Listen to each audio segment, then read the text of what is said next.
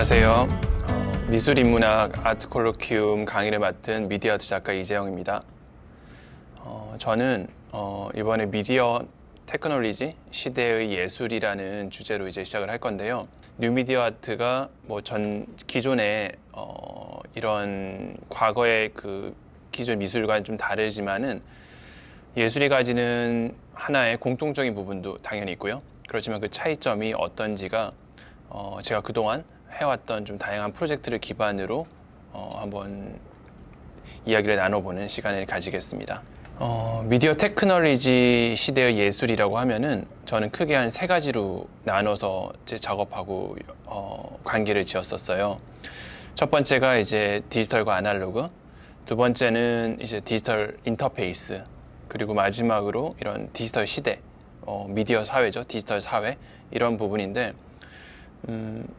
이런 부분들이 이제 꼭 뉴 미디어 아트를 구분짓는 부분은 아니지만은 저도 이런 전통적인 그 파인아트를 시작을 했었고요. 작업 이후에 전자회사 3년 다니면서 이제 많은 이런 미디어 작업으로 전환되는 계기가 됐었습니다.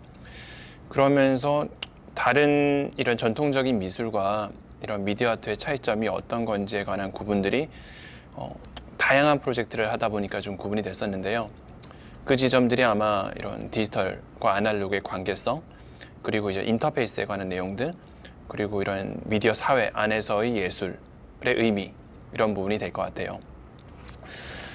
조금 더 구체적으로 말씀드리면은 이런 미디어 아트가 이런 현대 사회에서 가지는 역할, 또 사회적 기능, 이런 부분들로 의미가 있을 것 같습니다. 먼저 디지털과 아날로그에 관한 부분들을 한번 이야기를 해보면요. 디지털과 아날로그는 여러분들이 그래도 디지털이 어떤 거다, 아날로그가 어떤 거다 이렇게 충분히 알고 있을 거예요. 요즘은 디바이스만 봐도 스마트폰, 그리고 컴퓨터, 또 IoT라고 해서 집 안에서도 이런 디지털로 서로 연계돼서 정말 편리하게 이 삶을 유지할 수가 있는데요. 디지털과 아날로그라는 것이 굳이 이런 기술적인 면만으로 국한된 건 아니고요. 가장 기본적인 단위가 있죠. 우선 디지털은 비트고 아날로그는 이런 그 아톰이라고 하는 원자의 그 기본 단위가 있어요. 실제 만들어내는 사람들의 몸을 만들고 물리적인 뭔가 물질적인 걸 만들어내는 것은 이제 원자인데, 디지털은 실제 존재하지 않은 0과 1이라는 하나의 그런 이진법적인 논리 구조로서 이제 이루어져 있고요. 이런 것들이 0101이라는 있고 없다, 아니면은 OX 이런 선택의 부분들이 좀 더 많은 경우의 수를 만들어냄으로써 또 하나의 그 컴퓨터가 가지는 연산을 이제 만들어내게 됐어요. 그 연산은 사람들한테 많은 또 이런 그 활용도를 줬고요.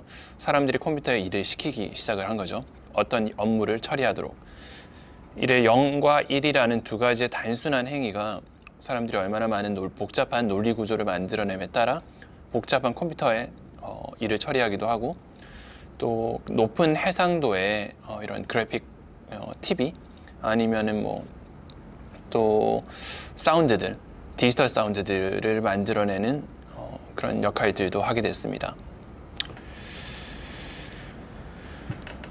그런데 여러분들이 보시면은 디지털하고 아날로그는 크게 논리 구조라고도 여러분들이 생각할 수 있어요. 디지털적 사고방식, 또 아날로그적 사고방식. 흔히 말하는 디지털은 서로 분절되어 있기도 하고요. 아날로그는 연속적이라고 여러분들 생각을 하게 되겠죠. 그런데 이제 디지털과 아날로그는 서로 되게 상호 보완적인 관계에 있어요. 미디어 아트, 특히나 미디어 테크놀로지를 사용하는 이런 작가들은 이제 미디어 테크놀로지를 쓴다고 디지털을 이제 되게 찬양하거나 디지털의 기술만을 쓰는 게 아니거든요. 예를 들어서 디지털이 가지는 장점들을 활용할 수도 있지만은 거꾸로 디지털이 가지는 한계점을 아날로그적 감성을 활용해서 두 개를 이제 상호 보완으로 만드는 디지털로서 충분히 이루어지는 것들, 기술들을 아날로그적 감성을 표현해서 좀 더 확장시킨다든지, 아니면 아날로그적인 그런 공간의 한계점을 디지털 기술로서 이제 확장시킨다든지, 이 두 가지의 개념들이 같이 적용되는 의미가 있어요. 엄밀히 따지면 이 현대 사회에서는 사람들이 디지털 공간과 아날로그 공간 두 가지를 동시에 이렇게 살아가는 그 의미가 크다 보니까 그 두 공간을 오가면서 나타나는 경계 안에서의 감성들, 이 부분들이 미디어 아트의 가장 큰 주제가 될 것 같습니다. 특히나 기술적인 부분을 쓰는 미디어 아트에서의 국한될 수도 있겠죠. 뭐 비트라고 하면은 디지털을 사람들이 많이 쓰는 이유는 되게 편리해요. 그 편리함 중에서 가장 큰 것들은 복제성이죠. 일반적인 아날로그의 물질들은 복제가 되지 않고 원본 개념이 있지만은 디지털은 0과 1, 이 두 가지의 숫자로만 이제 코드 이루어지기 때문에 그 0과 1이라는 배열만 똑같이 맞췄을 때 원본하고 똑같은 하나의 복사본이 나오는 거죠. 이 복사본이 나옴과 동시에 이걸 전송시키기도 편해요. 과거에 이 아날로그는 편지를 써서 이것들을 우편물을 통해 가지고 물리적으로 보내는 그 절차를 거쳐야 되는 반면에 디지털은 똑같은 그 형식을 맞춰서 그 인터넷을 통해서 전송을 시킬 수가 있죠. 그거는 시간의 문제를 이제 정말 단축시켰어요. 시공간을 이제 확장했다고 볼 수도 있고, 또 뭐 나머지 하나의 더 또 디지털의 장점이라고 보면 편집 능력이죠. 여러분들이 글을 쓸 때 이제 편지를 썼다 그러면 지우기를 지우고 또 한 줄의 문장을 미루고 이렇게 할 수가 없죠. 근데 디지털 같은 경우는 여러 가지 그 글들을 마음대로 충의도 바꿀 수가 있고 다시 뭐 수정하기도 용이하고 편집 능력이 정말 좋아졌어요. 뭐 그림 그리는 사람들 특히 많이 느낄 건데 포토샵이라는 게 나와서 전반적인 이런 그래픽을 만드는 활용도가 정말 높아졌죠. 이런 문제들이 뭐 문제라고 할 수는 없죠. 이런 그 부분들이 디지털이 정말 엄청나게 발전하게 되는 계기를 만들어줬고요. 거꾸로 이 세 가지가 아닌 이상 제 개인적으로는 아날로그의 장점들이 정말 더 많다고 생각을 해요. 아날로그가 가지는 감성들, 물질적으로 느껴지는 이런 감각들, 또 실제 존재한다는 이제 하나의 그 원본성, 미술의 이 두 가지를 이제 서로 상호 보완하기 위해 정말 노력을 많이 하고 있고요. 디지털은 거꾸로 아날로그를 정말 모방을 많이 해요. 예를 들어서 여기 픽셀, 화면에 보이시는 이런 픽셀들이 행렬이라고 할 수도 있고 매트릭스라고 할 수 있는데 X축, Y축을 기반으로 사각형의 픽셀들이 배치되는 거예요. 이건 실제 뭐 존재하지 않지만은 헝클어져 있을 때는 아무 의미가 없어요. 그렇지만 하나의 글자의 모양을 만들었을 때 이거는 아날로그의 글자를 A라고 쓴 것처럼 사람들은 A라고 인식을 하는 거죠. 실제 존재하지 않는 거지만은 인식에서 인지할 수 있는 부분은 A라는 그 느낌을 주게 되는 거예요. 사람들은 이제 이걸 A라고 생각하게 돼요. 과거에 이제 전자게임 같은 경우에 봤을 때도 이런 전자게임들은 컴퓨터 그래픽이 조악할 시절에 이게 캐릭터라고 볼 수도 없는 부분인데 이제 몰입을 하게 되면 여기도 엄청 사람들이 감성을 느끼게 돼요. 적들로 나타나면 다가오면 무섭기도 하고 주인공 캐릭터에 뭔가 이렇게 애정을 느끼기도 하고 이것들이 딱 봤을 때는 픽셀들로만 이루어져 있는 하나의 배치인데 사람들은 그걸 이미지라고 생각하게 되는 거예요. 근데 과거 이런 픽셀 수준을 넘어서 이제 디지털은 정말 높은 해상도에 실제 아날로그처럼 느껴지게 될 만큼의 고해상도의 이런 그래픽들을 만들어내게 되고요. 결국 디지털은 아날로그를 모방해서 계속 발전을 하게 되는 거예요. 그 끝이 어딘지는 아직 오진 않았지만은 뭐 이후에 VR 뭐 아니면은 홀로그램 이런 영역을 통해서 사람들이 아날로그와 디지털을 구분할 수 없는 시절까지 발전을 할 수도 있겠죠. 하지만 현재까지는 이런 아날로그와 디지털이 딱 엄밀히 구분이 되는 상황이고 사람들은 그 두 가지의 공간 안에서 되게 많은 그 혼란을 느끼는 시점도 가질 것 같아요. 그렇게 결론적으로 이제 픽셀이라는 이런 것들이 디지털의 가장 큰 내용들이 됐고요. 이 픽셀은 무작위로 있는 게 아니고 아까 말했듯이 X축, Y축 이런 행렬이라는 배치, 예를 들어서 학교에 책상 배치가 똑같아요. 책상의 배치가 정말 헝클어져 있으면은 선생님이 이제 학생들한테 어떤 학생한테 이제 지적을 하든지 아니면 문제를 내든지 알 수가 없을 거예요. 그렇지만 분단으로 만들어졌다. 그러면 뭐 2분단에 몇째 줄 이런 식으로 제어를 할 수 있는 그런 시스템이 하나 생겨나게 되는 거예요. 디지털은 이렇게 헝클어져 있는 이런 부분들을 사람들이 제어하기 편하게 행렬로 만들어주거나 매트릭스로 이렇게 구성해주는, 여기서부터 이제 시작을 하는 거죠. 그렇지만 이제 그런 부작용들도 되게 많은 것 같아요. 자연스러운 이런 배치보다는 엄격하게 활용 아니면 제어를 위한 방식들이 이 현대 사회가 감성이 좀 메마르게도 만들어지기도 하고요. 좀 효과 위주의 발전된 그 부분만 드러나게 되는 것들이죠. 그래서 제 작업에서 이제 나타났던 부분들이 이제 첫 번째 이제 제 작업을 소개하면은 밴딩 매트릭스라는 시리즈예요. 밴딩 매트릭스라는 시리즈들은 제가 처음 작업한 게 이제 이런 철망 메쉬에다가 한 칸 한 칸마다 LED들을 다 달았어요. 다 달고 그것들이 일반 전광판처럼 제가 프로그래밍을 다 해서 하나의 이미지가 흘러가게 되는 거였죠. 제가 맨 처음 흘려본 게 물고기가 흘러가는 그런 영상이었었거든요. 되게 단순했을 것 같아요. 픽셀도 몇 개 안 되고 그냥 물고기가 옆으로 흘러가는 이미지였는데 그 메쉬를 제가 자연스럽게 구부리기 시작했어요. 이제 디지털적인 정말 단순한 물고기가 옆으로 흘러가는 거였는데 그 굴곡에 따라 정말 자연스러운 물고기의 움직임이 나타나는 걸 처음 발견을 하고 그럼 이제 디지털적인 이런 움직임이었는데 이런 제가 자연스럽게 구부린 것만 인해서 전혀 새로운 감성이 발견된 것 같아요. 거기서 이제 디지털과 아날로그에 관한 그런 부분들을 처음 느꼈던 것 같아요. 뭔지 모르겠지만은 그 부분 안에서 저는 이제 디지털과 디지털이 충분히 다른 영상도 바꿀 수 있고 다른 컨텐츠도 바꿀 수 있는 반면에 아날로그처럼 이 공간을 만들어냈을 때 나타나는 이 감성은 또 새로운 발견인 것 같기도 하고 디지털이 가져야 되는 또 새로운 방향성처럼 느껴졌던 것 같기도 해요. 그래서 첫 번째 이런 메쉬 작업을 이제 물고기에 흘러가는 이 작업들은 제가 약간 조각의 형태로 한번 발전했던 것 같아요. 이 철망들을 제가 자르고 구부리고 그때는 이런 매트릭스 공간을 제가 자르는 느낌을 받았었거든요. 존재하지 않고 뭐 좀 가상의 뭔가 이런 그 정보들인데 제가 잘라내기도 하고 구부리기도 하고 이렇게 해서 입체적인 형태를 만들었어요. 그게 첫 번째가 이제 얼룩말의 형태를 만든 거였어요. 그리고 얼룩말의 형태의 이런 철망 이런 형태였는데 거기다가는 이제 얼룩말의 무늬를 좀 흘려봤죠. 이 얼룩말의 무늬들은 실제 물질이 가지는 그 조각의 형태와 그 동물이 가지는 근육의 그 형태를 그대로 따라서 이제 얼룩말의 무늬가 나오기 시작을 했어요.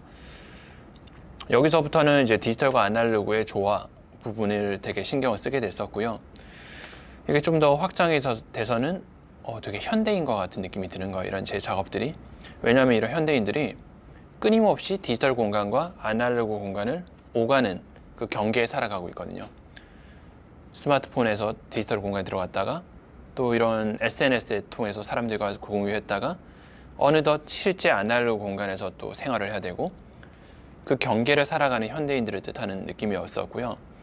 디지털 컨텐츠들은 그야말로 디지털적인 느낌들, 또 이런 조각들은 오히려 동물의 이런 근육들, 이런 현지인들의 육체 이런 걸 뜻하다 보니까 그 이후부터는 동물 작업들을 좀 더 많이 선택하게 됐어요. 육체라는 것들을 조금 더 상징적으로 드러내고 표면들, 정보 콘텐츠를 좀 더 나타낼 수 있는 것들이 이제 동물이다 보니까 이후에 있는 밴딩 매트릭스 작업들은 동물 시리즈들로 꽤 많이 나왔었고요. 이렇게 뭐 말의 형태가 되기도 했었고 또 달마시안들, 또 뭐 이런 사슴들. 그래서 이런 것 작품들을 제가 선택할 때는 주로 디지털 공간들을 어떻게 이렇게 조형적으로 만들어낼지에 대한 고민들, 또 컨텐츠들을 넣었을 때 어떻게 또 연상이 될 수 있는지에 관해서 고민을 많이 했던 것 같아요. 사슴 같은 경우는 영상이 가다 서로 갈라져요. 뿔 때문에. 정보들은 같이 나왔다가 공간 안에서 한 줄씩 점점 갈라지면서 해체되는 그런 상황들, 이런 부분들이 이제 밴딩 매트릭스에서 좀 표현하기 좋은 소재였었고요. 또 여기 보시는 작품은 지금 제주국제공항 가면은 커다란 고래가 걸려 있어요. 여러분 뭐 출국할 때 제주도에서 다시 서울로 돌아오실 때 보실 수 있는 작품인데 10m짜리 거대한 이런 그 작품 표면에 이제 바닷속 풍경들이 나오기도 하고요. 또 이런 착시적인 현상을 줄 수 있는 공간적 표현들도 나오긴 해요. 이런 정보들을 나타낼 수 있는 이런 거대한 조각 형태들은 그때그때 이제 뭐 다른 의미들이 부여됐던 것 같아요. 제주공항에 있는 작품들은 제가 처음 생각하게 됐던 게 뭐 제주도에 고래가 살지는 않거든요. 엄밀히 따지면 돌고래들이 되게 제주도에 유명했었는데 말이 많았어요. 제주도에 살지도 않는 고래를 왜 공항에다 설치하느냐. 거기서 저는 제가 이야기했었던 거는 제가 처음 이제 제주공항을 딱 생각했을 때 떠올랐던 게 고래였던 것 같아요. 왜냐면은 하얀 고래가 되게 여객기 같았거든요. 비행기 같기도 하고, 또 정말 고래는 한 지역에 있지 않고 전 세계를 누비고 다니는 그런 또 동물이기도 하고요. 그게 제주공항에 가지는 글로벌함. 또 하나가 제가 어릴 때 신밧드의 몸이라는 걸 봤을 때 생각이 나는 그 단편적인 부분도 있었는데, 이제 신밧드가 내려서 이제 부르짖히고 했던 섬이 하나의 고래였던 거였을 때 되게 하나의 거대한 섬을 저한테는 좀 상징하는 요소가 있었기 때문에 뭐 그런 의미들로 제주공항에 이제 고래를 설치하게 된 계기도 있었고요. 뭐 이런 하나의 밴딩 매트릭스라는 시리즈가 오면은 이제 점점 다른 의미 부여가 되면서 작품들이 확장이 됐던 것 같아요. 그래서 뭐 안에 있는 내용들보다는 여러 가지 컨텐츠를 어떻게 담아서 사람들한테 보여주느냐. 이제 두 번째 이제 주제에서 이야기할 인터페이스하고도 이제 맞닿는 부분들이 이제 생겨나게 되는 거죠. 이때부터 디지털과 아날로그의 관심에서부터 좀 인터페이스에 대한 개념으로 넘어가게 된 시기가 됐던 것 같아요. 또 과거의 빛에 대한 관심에서부터 정보에 대한 관심으로 오히려 정보 조각으로 바뀌었던 시기였던 것 같아요. 예전에는 제가 제 작품들을 빛 조각이라고 설명을 했었어요. 빛으로 조각을 만드는. 그 이후부터는 이제 정보 가지고 조각을 만드는 형태로 이제 넘어가는 시점이었던 거죠.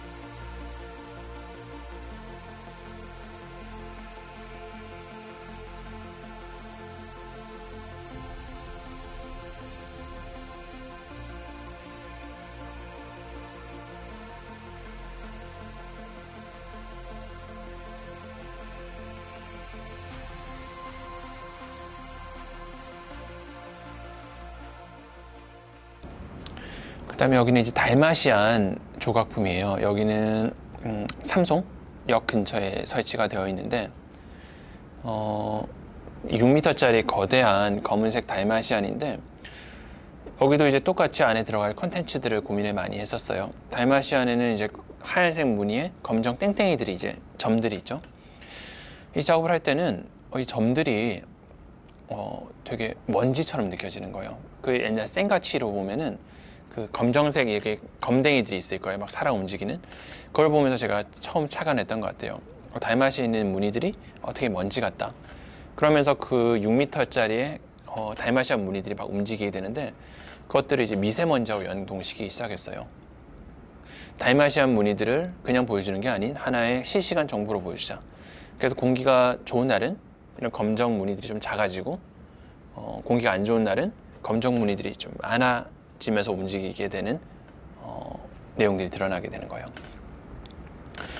그럼 사람들은 미세먼지라는 것들을 딱딱하게 수치로 보는 것보다 작품 안에서 그런 자연스럽게 그 달마시안 무늬들의 양을 따라 오늘 공기가 안 좋구나, 공기가 좋구나 이렇게 알 수 있는 그런 직관성들을 보여주는 그런 프로젝트였었죠. 자, 이렇게 그런 프로젝트들은 이후에 다양한 조각들을 통해서 드러냈었고요.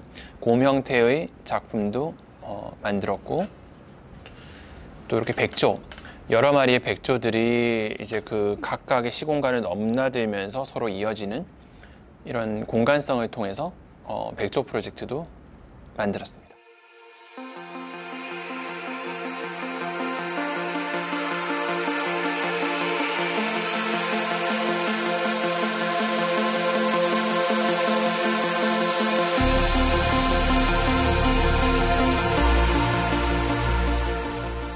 그리고 또 꽤 옛날이죠. 양평 자전거 터널도 이제 제가 길게 한 500m의 터널이 있었는데 물빛강 프로젝트도 있었어요.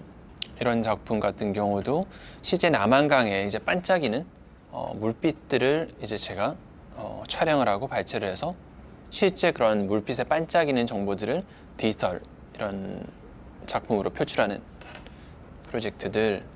그리고 제가 2017년도 라스베가스 CES에서 설치했던 작품들은 제가 처음 이런 철망을 구부렸던 작업들을 실제 크게 한번 작품을 해봤던 거고요.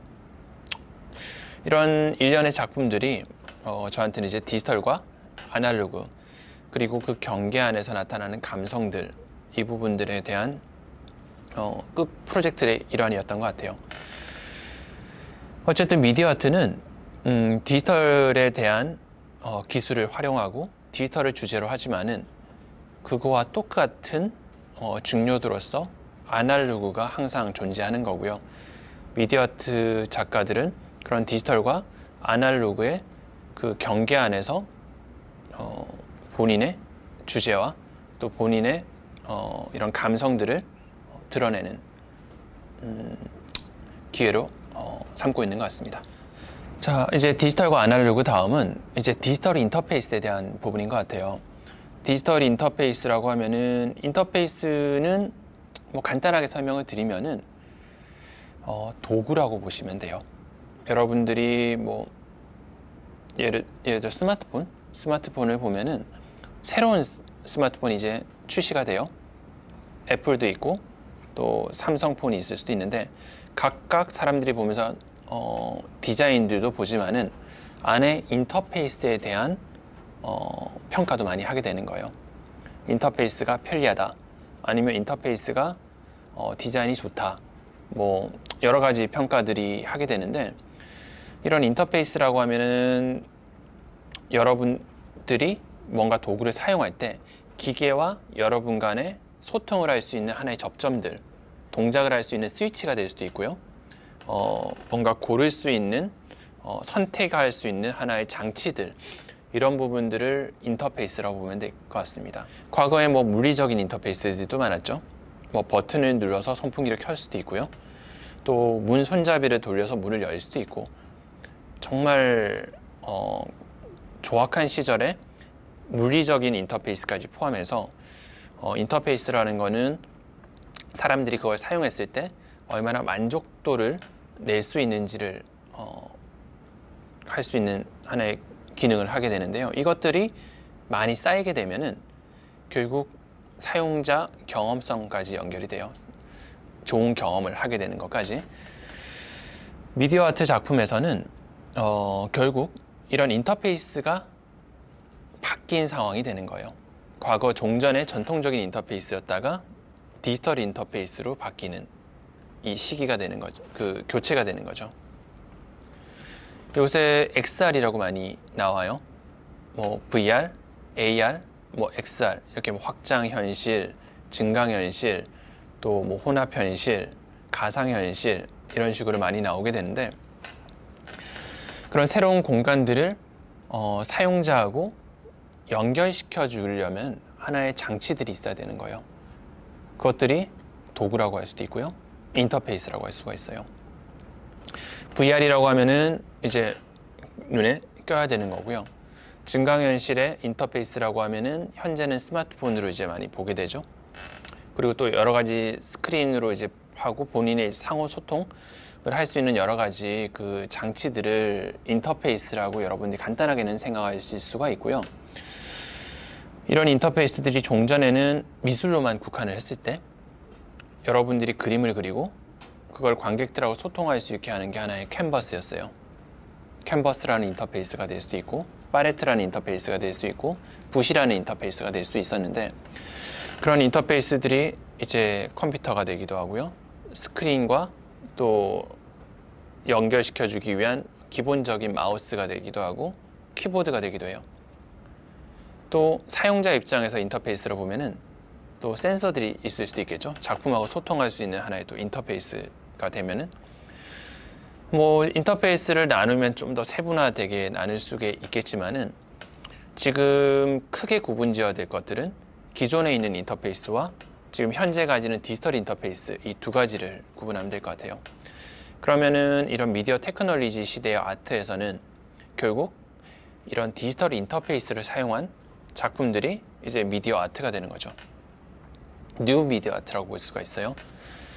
이런 뉴 미디어 아트에서는 결국 이런 인터페이스가 작업이 되는 거예요. 컨텐츠가 작업이 될 수도 있어요.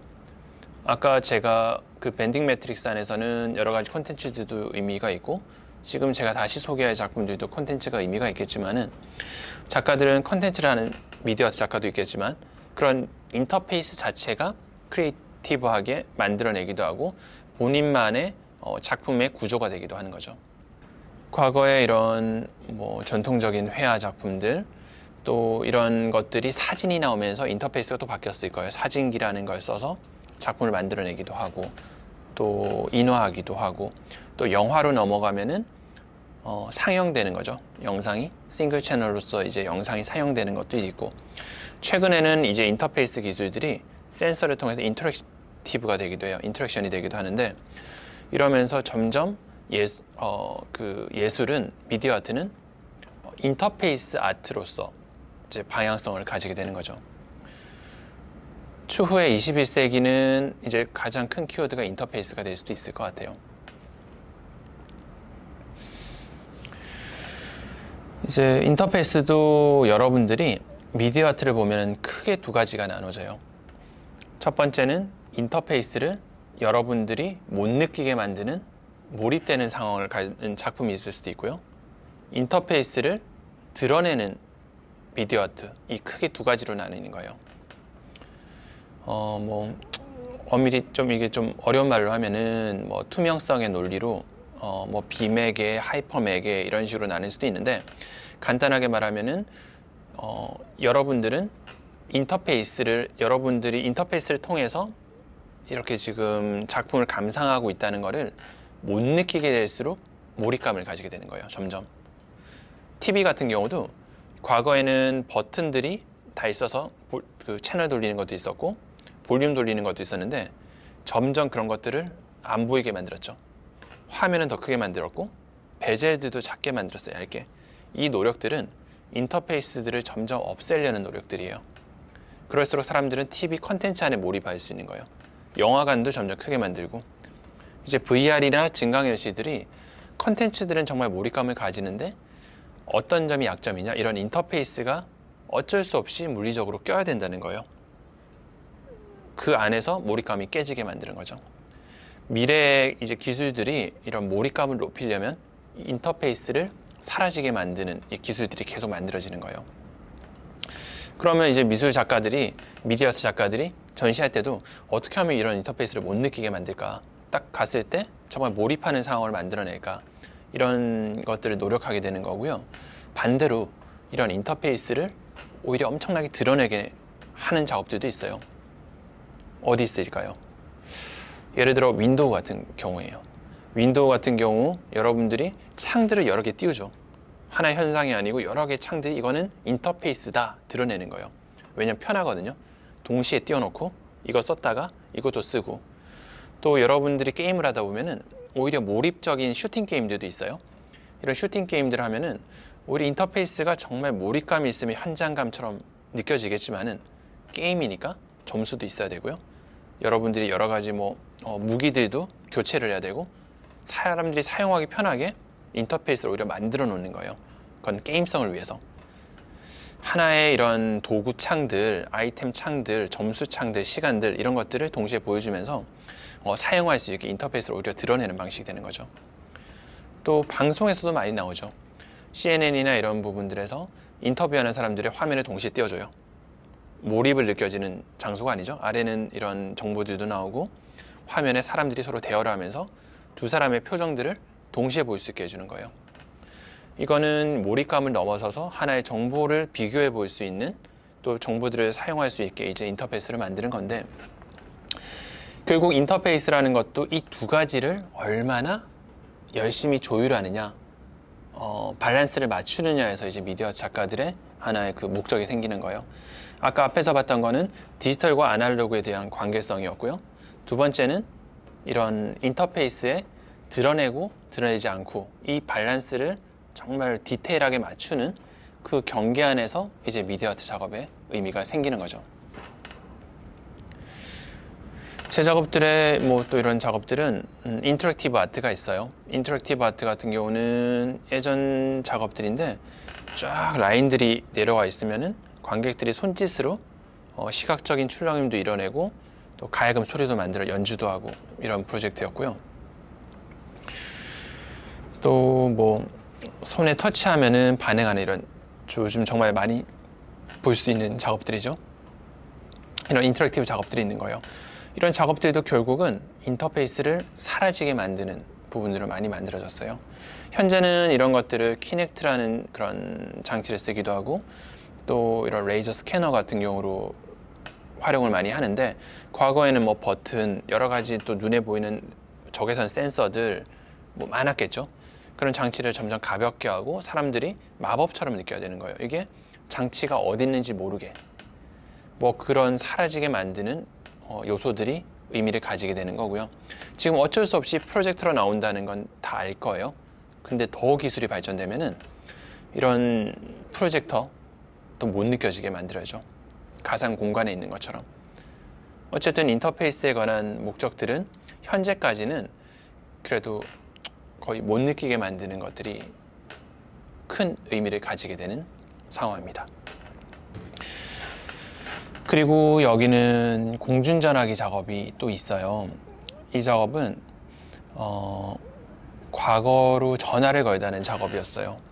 애초에 인터페이스를 없앨 수 없으면은 다른 걸로 느끼게 하자는 프로젝트예요. 이거는 결국은 아카이브 작업이거든요. 다양한 영상들을 그 시대의 뉴스들을 가장 중요한 뉴스들을 70년 기준으로 담아서 버튼을 관객이 연도를 누르면은 그 시대의 정보를 볼 수 있는 거예요. 그러면 인터페이스를 눌러가지고 정보를 본다. 그러면 정말 어떻게 보면 단순한 하나의 프로젝트죠. 그거를 인터페이스를 차라리 공중전화기로 바꿔보자. 사람들이 과거에 수화기를 들고 그리고 전화번호를 누른다는 그 행위 자체를 인터페이스의 하나의 과정, 인터랙션의 과정으로 가지고 오자. 그리고 화면은 공중전화기 너머로 바라보는 풍경을 바라보듯이 너머에서 이제 그 정보를 바라보게 하자. 이런 설정들을 가지고 인터페이스를 사라지게 해보자는 시도였던 것 같아요. 전화번호 누르는 대신에 연도를 누르고요. 연도를 누르면은 화면에서는 이제 그 시대로 넘어가고 소리는 수화기로 듣고 거기에 영상은 공중전화기 박스 너머로 이제 바라보게 되고 일련의 과정으로 타임머신을 탄 것처럼 과거로 전화를 거는 그 과정들을 이제 표현한 프로젝트예요. 이게 큰 기술은 아니지만은 인터페이스라는 그 요소 하나 가지고 얼마나 감성적으로 연결시킬 수 있는지에 관한 내용들이었던 것 같아요.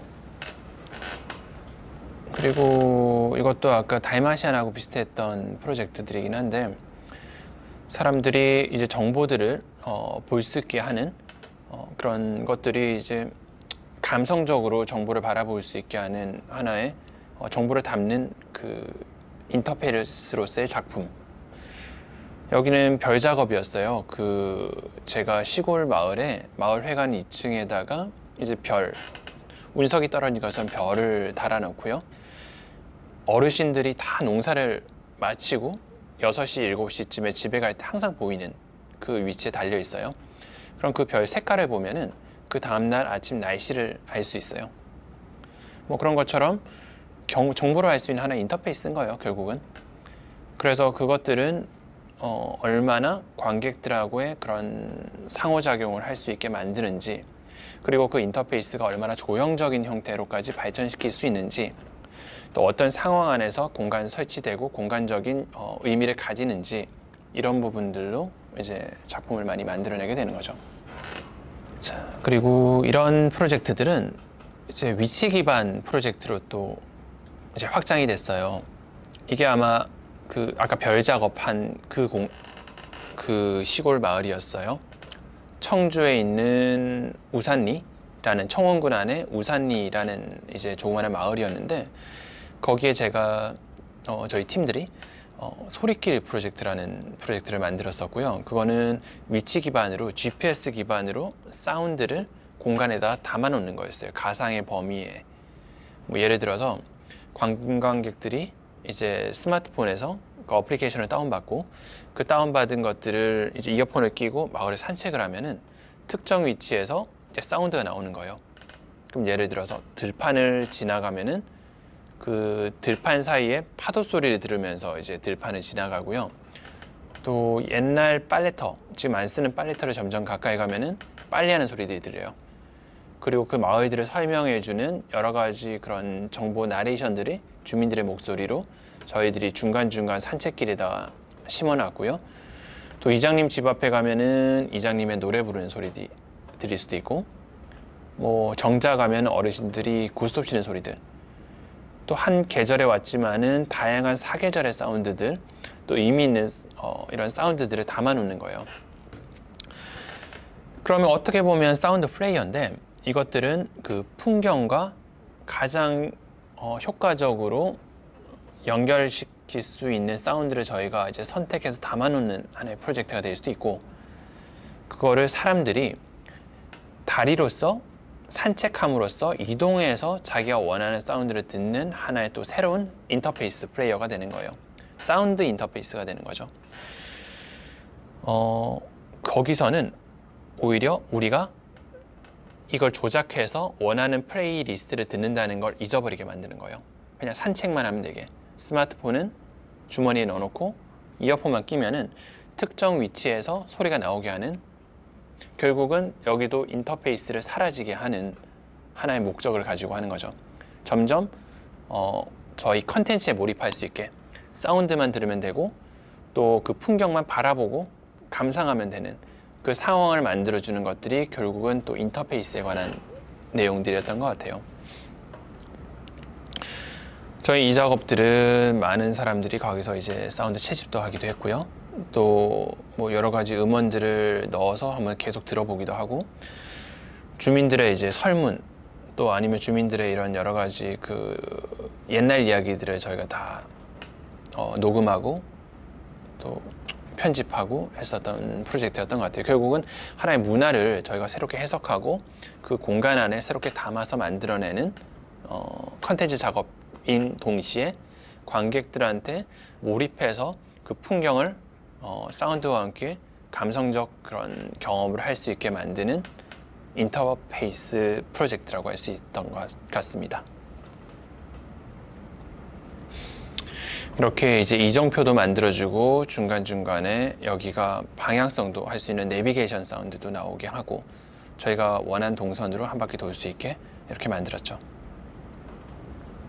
지금 현재는 이제 수원 행궁에 이제 또 프로젝트가 설치돼서 이제 그 전통적인 이런 유적물하고의 정보도 알려줄 수 있고, 또 여러 가지 행사하고 연동해서 조각 미술품 앞에서는 미술품 설명도 해줄 수 있는 오디오 가이드의 역할도 동시에 하면서 복합적인 기능을 하고 있습니다.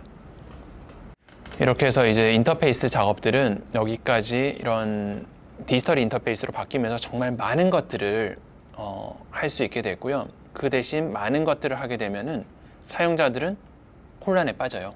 선택할 수 있는 것들이 정말 많아지니까요. 오히려 단순해야 되는데 또 너무 단순하면은 재미가 없죠. 이게 정말 딜레마인 것 같아요. 사용자들은 정말 선택할 수 있는 폭은 넓어지되 또 복잡하고 이런 것보단 단순하게 조작할 수 있길 바라는 미디어 작가들은 또 확장해서 뭐 미디어 아트를 관련해서 뭐 이런 인터페이스 디자인까지 포함되겠죠. 이런 영역들은 복잡하고 단순함을 동시에 추구할 수 있는 뭔가를 계속 찾아내고 있어요. 복잡하지만 단순하고 많은 선택을 할 수 있지만은 간결하게 그 인터페이스를 만들어서 선택하기 편하면서 많은 것들을 할 수 있는, 그리고 자기가 선택한다는 걸 못 느낄 정도로 하면서 직관적으로 선택할 수 있게 하는 이런 요소들이 이제 기술적으로 정말 많이 발전한 이 시대 안에서 과학자들이 못하는 미디어 아트 아티스트들이 할 수 있는 영역들인 것 같아요. 기술들은 계속 발전하지만은 그걸 사용하는 사람들은 뭔가가 있어요. 감성들이, 필요한 감성들이. 그것들을 이제 미디어 아티스트들은 인터페이스에서 발견해서 사람들이 점점 감성적으로 활용할 수 있게 만드는 거죠. 자, 이제 마지막은 디지털 미디어 사회예요. 과거의 종전의 사회하고 좀 다르게 정말 발전을 많이 했어요. 그 변화의 가장 중심점이 스마트폰이죠. 스마트폰은 핸드폰만 봐도 시공간을 이제 초월하게 만들었었는데, 이 스마트폰이 생기면서 모든 걸 다 할 수 있어요. 순간순간 뭐 전화하는 거는 기본이고, 인터넷, 또 뭐 게임, 또 여러 가지 업무들도 스마트폰으로 동시에 할 수 있고요. 또 화상, 회의까지, 그리고 뭐 못하는 걸 찾기가 더 힘든 상황이 됐죠. 이런 기능이 가지고 있고, 또 집에 들어가면은 요새 또 IoT 시스템에서 모든 전자제품들이 연동하기 시작했고요. 또 자동차하고도 연계될 수도 있고요. 어쨌든 이런 디지털 사회 안에서는 종전에 있는 사회하고는 사람들의 생활 패턴과 문화 양식들이 완전 바뀌게 됐어요.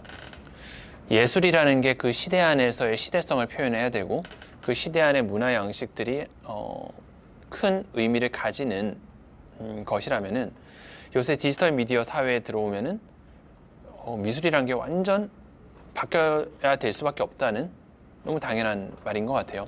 시대가 완전 달라졌거든요. 그러면 뉴 미디어 아트라는 건 뭐냐? 그 달라진 이런 미디어 테크놀로지 사회, 아니면 디지털 미디어 사회 안에서 살아가는 사람들의 행동 양식을, 아니면 그 시대의 의미를 표현하는 예술일 수도 있어요. 특히나 많이 나오는 인공지능에 관한 이야기들이 더 앞으로 이슈가 되겠죠. 사람만이 할 수 있다고 생각했던 일들을 점점 인공지능이 하는 시대가 됐고요.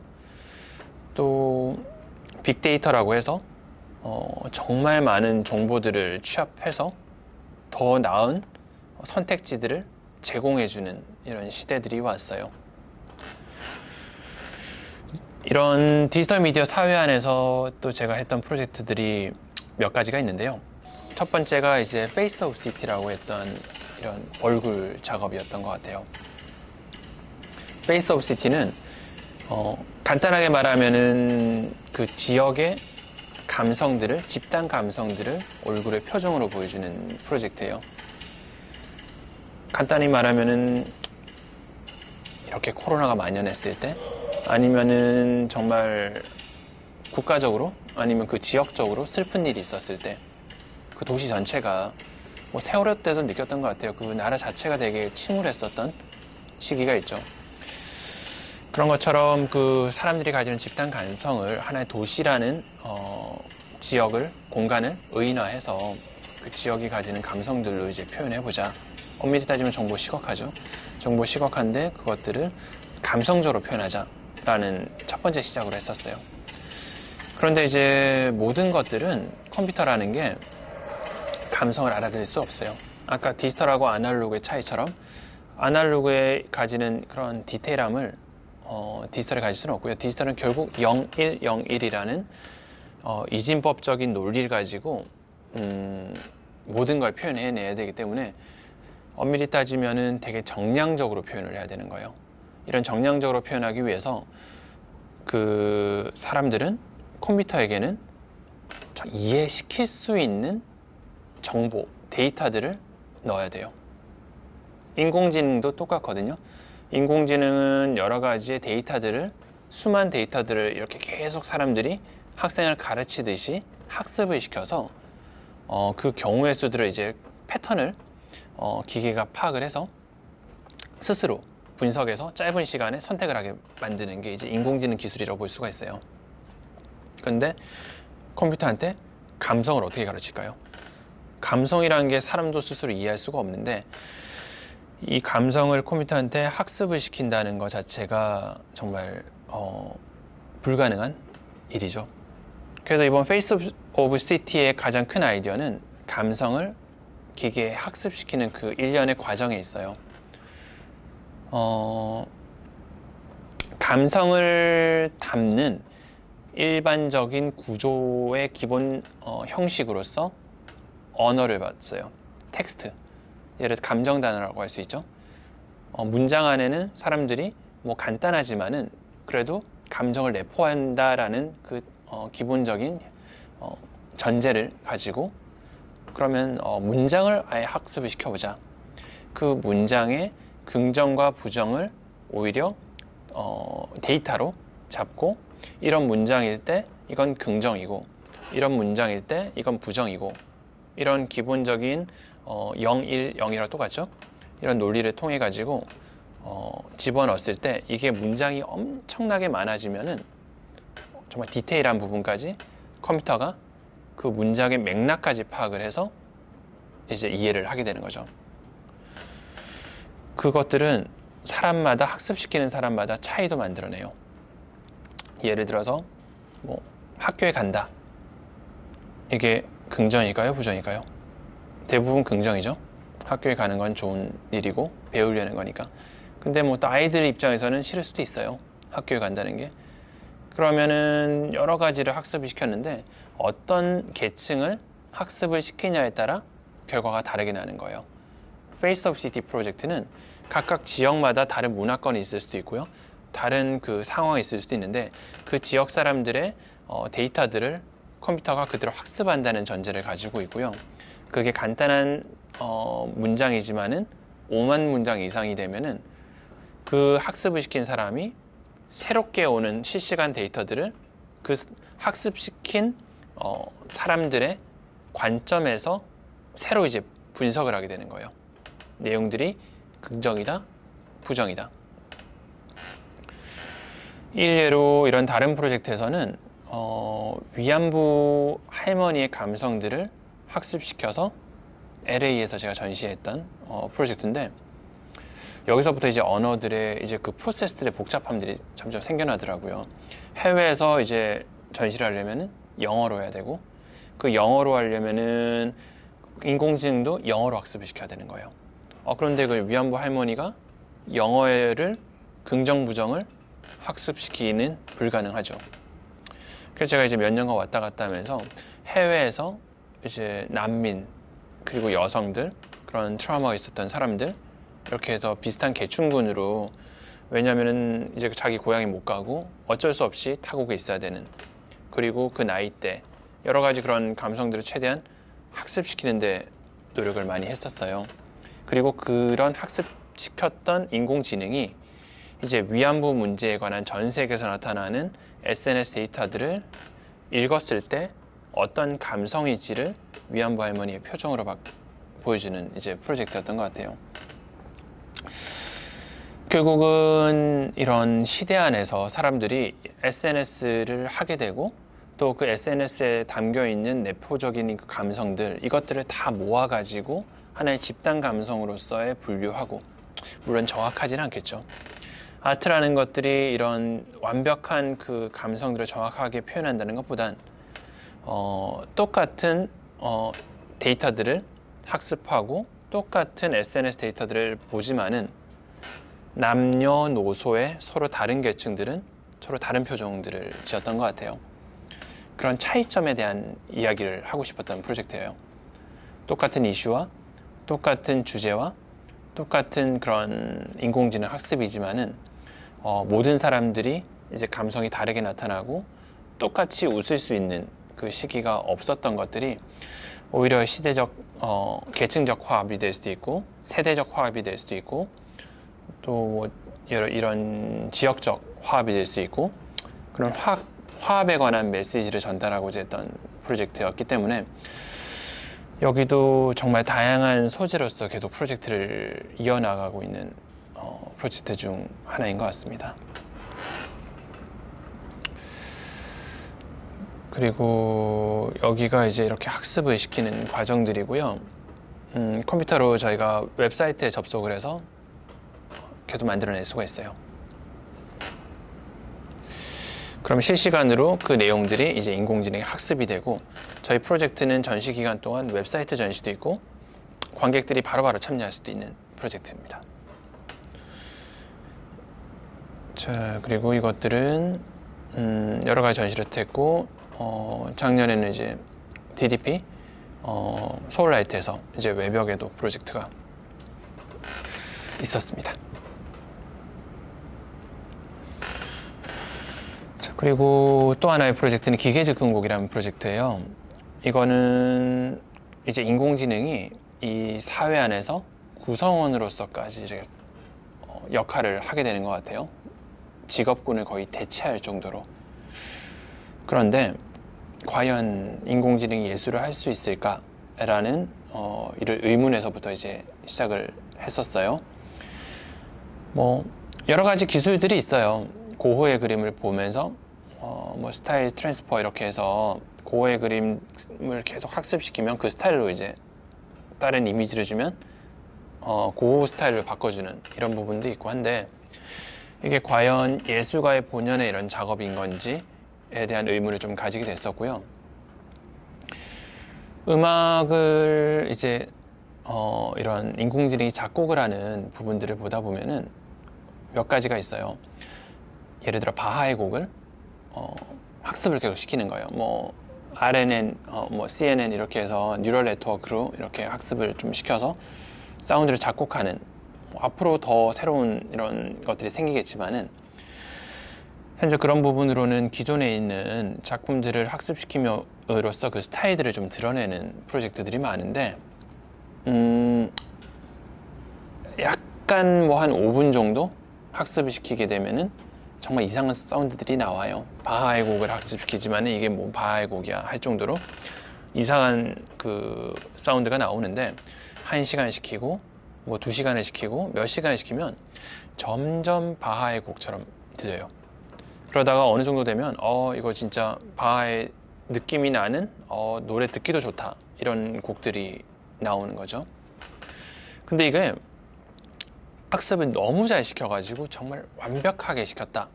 뭐 공부 잘하는 학생들도 너무 공부를 열심히 할 수도 있고 이렇게 되면 결론이 어떻게 나느냐. 그냥 바하의 곡이 돼요. 이건 하나의 표절이죠.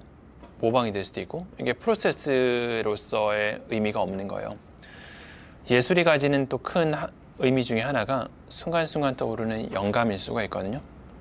영감을 받기도 하고 본인이 이제 스스로의 감성으로 뭔가 작품들을 계속 만들어내야 되는데 컴퓨터는 인공지능은 이제 영감을 받을 수 없다는 거죠.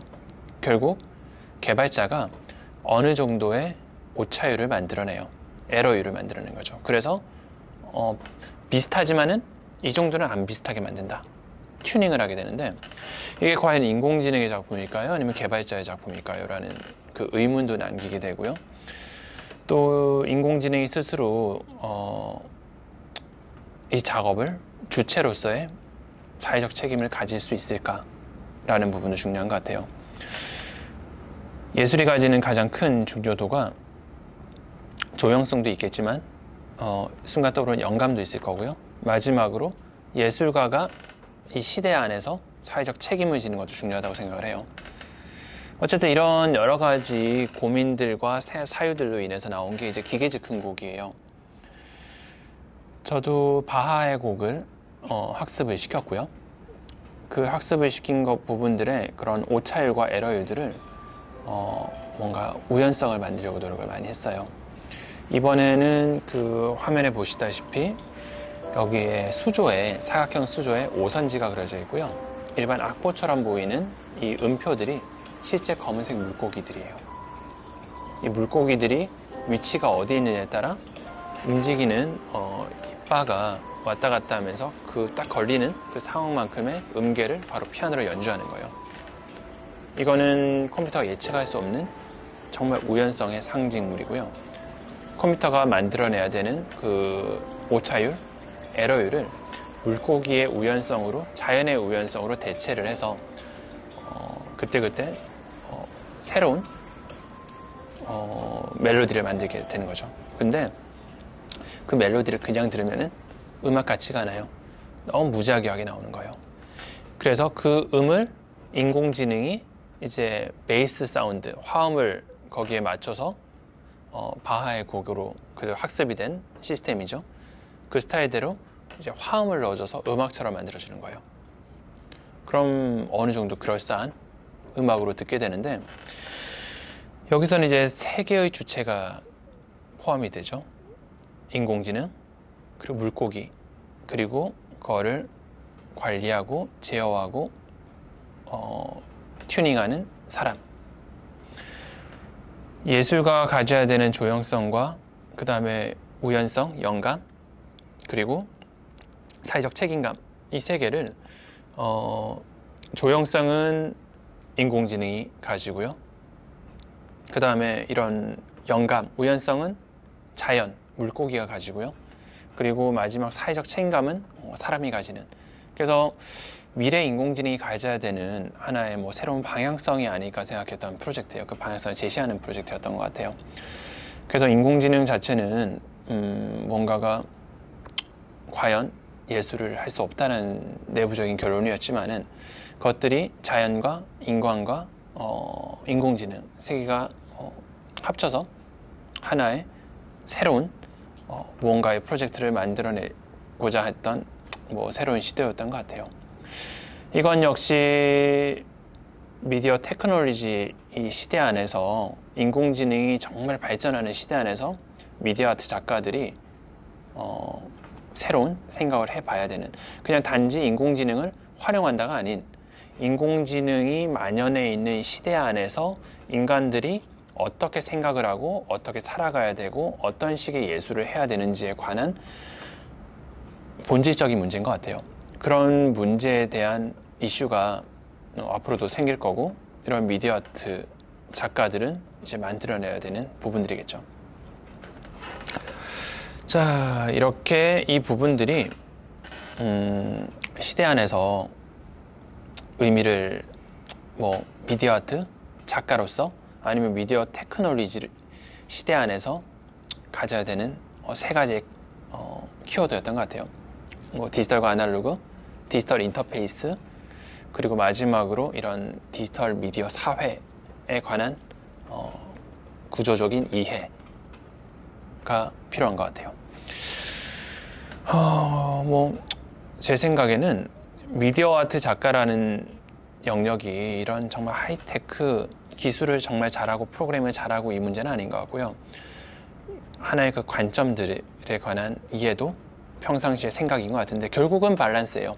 밸런스라는 거는 디지털과 아날로그에 대한 그 경계를 얼마나 예민하고 디테일하게 잡아낼 수 있는지, 그 다음에 인터페이스 안에서 얼마나 복잡하고 단순함을 작가 스스로 디테일하게 만들어낼 수 있는지, 또 이런 그 디지털 미디어 사회 안에서 본인이 얼마나 사회적 의미와 또 구조적인 그 자신의 그 층위들을 파악하고 그 사회에 의미 있는 까지 연결시킬 수 있는지, 그 작가란 기본적으로 구조를 만드는 직업인 거죠.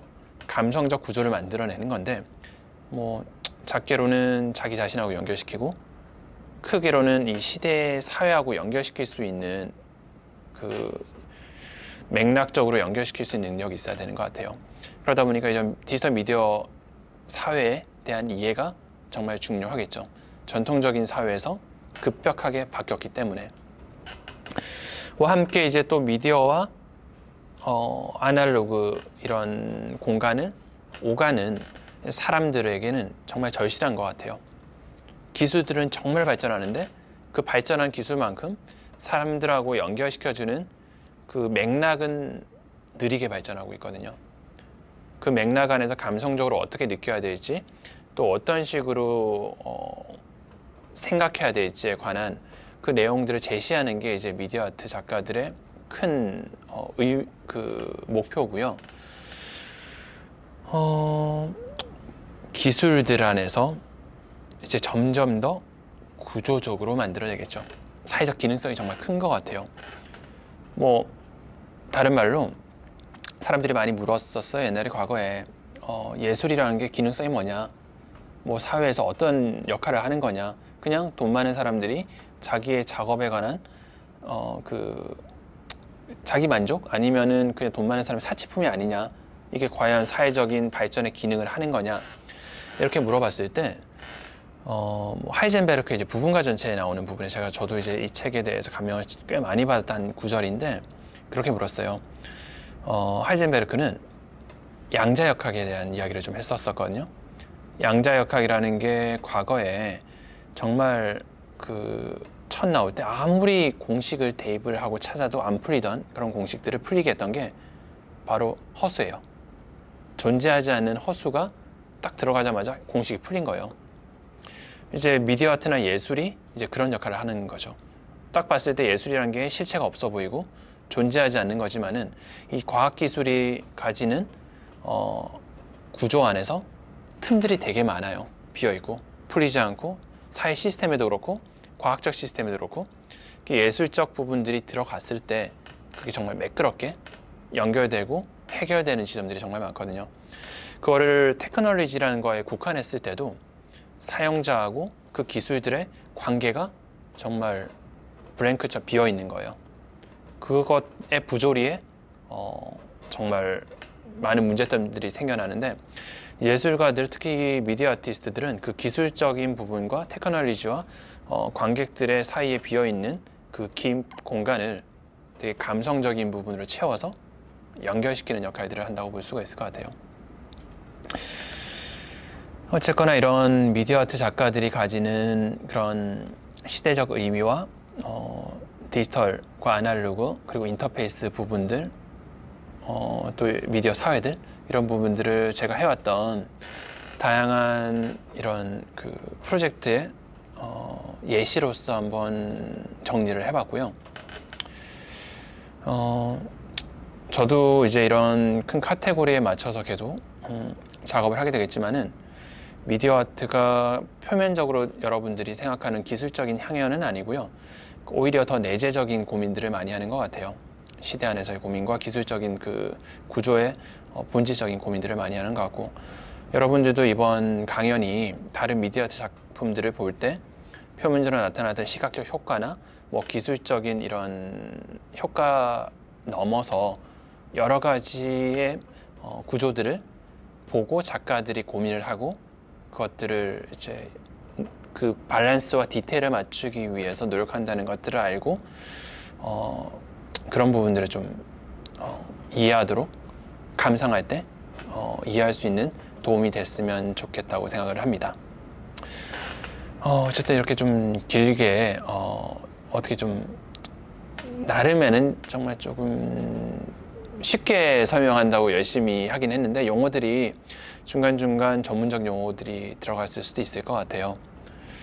그래도 이제 엄밀히 따지면 그렇게 복잡한 내용들은 아니고요. 여러분들이 이제 미디어 작품들을 정말 쉽게 감상을 할 때 결론적으로는 다른 측면에 감상할 수 있는 포인트라고만 생각을 하면 좋겠습니다. 그러면 여기 오늘 미술 인문학의 아트 콜로키움 강의를 했던 이재영이고요. 다음번에 이제 또 더 좋은 기회가 되면은 다른 주제로 인사를 드릴 수 있으면 좋겠습니다. 지금까지 들어주셔서 감사합니다.